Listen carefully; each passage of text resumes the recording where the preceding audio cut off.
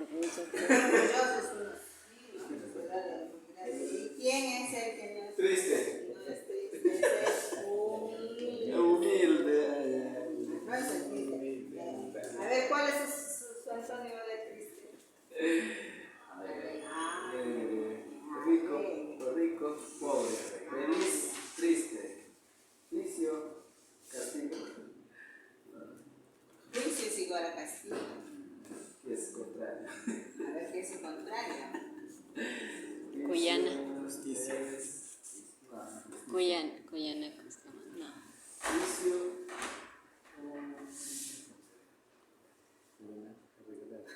Ari, regalo, premio, etc. ¿Qué más es ella?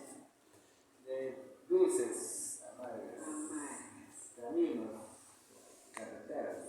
Eso es lo mismo. Ese es sinónimo. Antónimo, Derechos, tuertos. Ah, muy bien. Malvado. Bueno. Ajá, sí, esto es correcto. Paciente y valiente. Paciente y valiente. Ahí no es. A ver, un paciente. ¿Qué es lo contrario de un Proverbios paciente? 14.